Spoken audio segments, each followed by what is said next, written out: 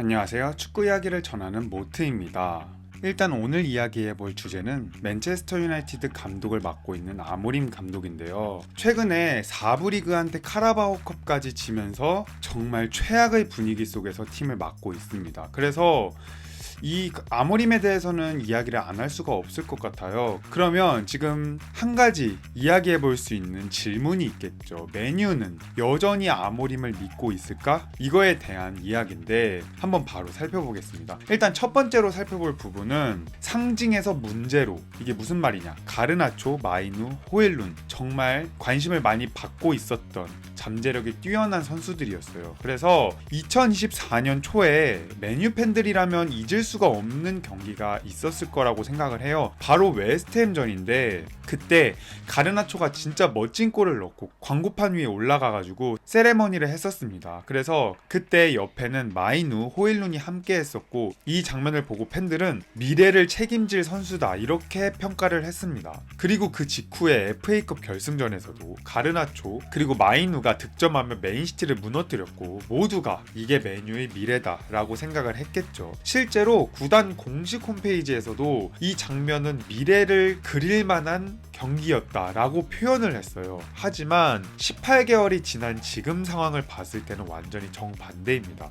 가르나초는 4천만 파운드 정도로 첼시로 이적을 이미 완료했고 마이누는 출전 시간을 보장받지 못하면서 임대까지 요청을 했죠. 호일룬 역시 지금 나폴리행 가능성이 매우 높은데 불과 작년까지만 하더라도 메뉴의 미래를 책임진다는 3명이 하루아침에 처분 대상이 된 거는 메뉴라는 구단이 얼마나 빠르게 희망을 잃고 방향을 잃는지를 보여주는 약간 상징적인 사례라고 봐도 될 것 같아요. 근데 잠재력이 뛰어난 선수에 대한 가치 하락은 감독의 선택에 따라서도 크게 좌지우지 된다고 생각을 하는데요. 왜냐면 불과 1년 전까지만 해도 이 두 선수의 위상은 진짜 엄청났습니다. 선수 이적 가치랑 팀 평가를 하는 기관인 CIES에서 발표한 21세 이하 선수 가치 랭킹에서 가르나초는 무려 2위, 마이누는 9위를 차지했어요. 이적 가치가 각각 1억 1천만 유로, 7,400만 유로에 달했습니다. 당시 누군가가 가르나초를 4천만 파운드에 판매한다 라고 말했다면 진짜 다들 그냥 웃으면서 넘겼을 거예요. 물론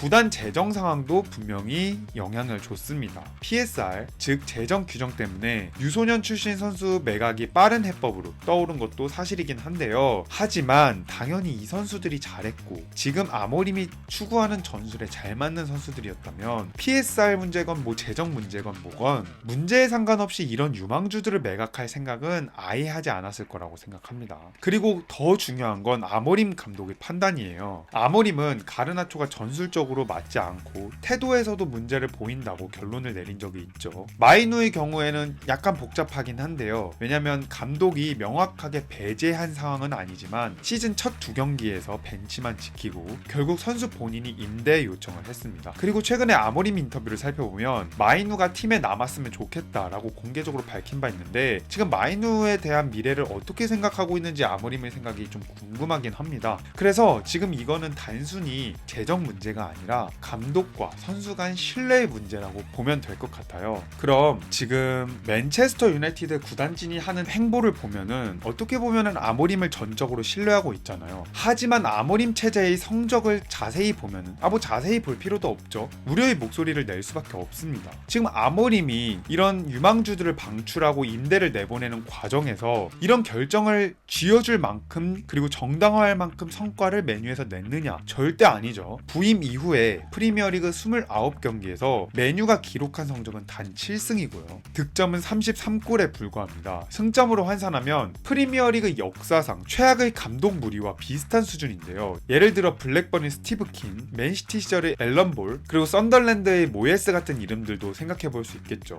그들과 같은 위치에 있다는 것만으로도 아모림 감독에게는 굉장히 불명예스러운 기록입니다. 그리고 항상 언급되는 부분이 있죠. 바로 문제는 전술입니다. 아모림은 지금 3백 전술에 브루노 페르난데스랑 카제미루를 미드필더 축으로 고집하고 있는데 이 구상이 근본적으로 한계가 있다는 비판이 제기되기도 하고요. 그래서 결국에 장기적인 자산인 뉴스 출신들, 유망주들을 버리면서까지 지금 당장의 성적을 위해 단기적 전술을 고수한다면 구단 구단이 미래를 포기하고 있다는 지적은 피하기 어렵습니다. 그리고 이렇게 포백에서 잘했던 혹은 과거 테나흐 시절에 그래도 잘했던 선수들을 내보냈을 때 과연 아모림이 경질을 당했을 때 이 선수들이 갑자기 필요해질 수도 있는 거. 그래서 아모림에게 전적인 신뢰를 해주는 것은 정말 좋은 행보라고 보이지만 아모림 자체가 믿을 만한 감독인지를 정말 빠르게 판단해야 될 것 같습니다. 다음으로 볼 부분은 팬심과 문화적 맥락이에요. 팬들은 지금 이 사태에 대해 어떻게 보고 있을까요?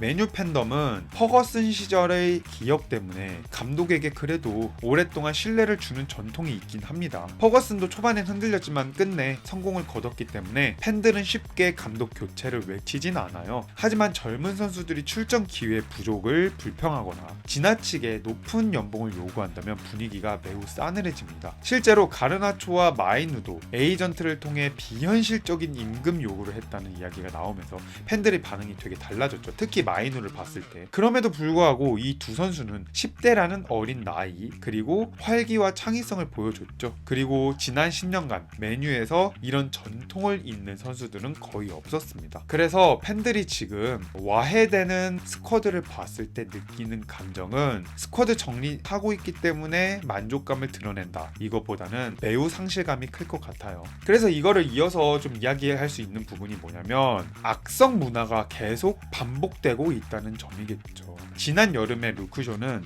이렇게 말을 했어요. 라커룸 환경이 지금 건강하지 못하다라고 했는데요. 글레이저 가문의 소요 이후 구단은 이사회로부터 라커룸까지 병들고 있다는 지적이 반복되고 있습니다. 아모림도 일단 예외는 아니죠. 부임 초반에는 카리스마와 에너지를 보여주긴 했지만 이제는 계속해서 지친다 이런 인터뷰를 하기도 했고요. 그리고 가끔 무기력해 보이기도 하죠. 특히 최근 카라바오컵 경기 패배는 그 상징적인 순간 중 하나였다고 생각을 합니다. 경기 후에 아모림은 선수들을 강하게 비판했지만 이건 사실상 감독도 이런 악순환을 반복하고 있는 라커룸 내부의 문화에 휘말렸다는 걸 보여주는 것 같기도 한데요. 문제는 구단이 매번 문제아를 칭하면서 선수들을 처분하면서 스쿼드의 분위기가 바뀔 거라고 말을 하고 있긴 하지만 실제로는 아무것도 달라지지 않고 있어요.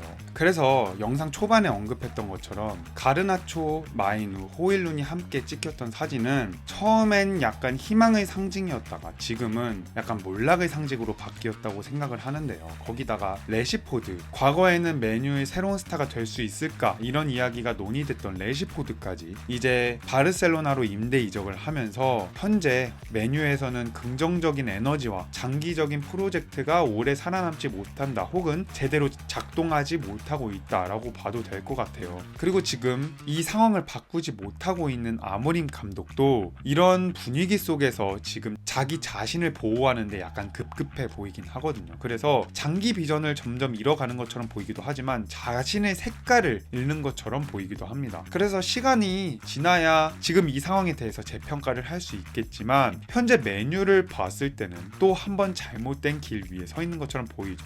그리고 최근에 카라바오컵 패배 이후에 인터뷰를 했는데 아모림이 이런 질문을 받았어요. 지난 시즌 막바지에는 이번 시즌도 지난 시즌과 같은 기분이 든다면 누군가가 내 자리를 대신해야 할 수도 있다 라고 말을 했었는데 결과와 상관없이 지금 그 기분이 달라졌다고 느끼시나요? 이 질문에 대해서 아모림 감독은 경기 후에는 그렇게 느꼈지만 지금은 그렇지 않습니다. 조금 그런 면이 있긴 하지만 패배에서 가장 힘든 부분은 때로 결과 자체가 아니라 우리가 그 경기를 지거나 비긴 방식입니다. 받아들이기 힘든 점이 바로 이것입니다. 그래서 다음 경기가 있어서 그 수준을 끌어올릴 수 있고 그것이 지금의 집중 포인트라는 점입니다 라고 말하면서 일단은 자기 자신도 메뉴에 잔류하고 싶다는 그런 의사를 적극적으로 밝히긴 했어요. 근데 지금 사태를 봤을 때 일단 영입을 잘했다고 생각하시는 분들도 있지만 은베모랑 쿠냐 자체는 정말 잘했다고 생각을 하거든요. 근데 셰슈코에 대해서는 정말 불안감이 많았어요. 근데 그 돈을 주고 데려오는 것이 맞냐 했을 때 셰슈코가 옴으로써 결국 디알로 자리는 윙백 혹은 지금 자리를 제대로 잡지도 못하고 있죠. 거기에 8번 미드필더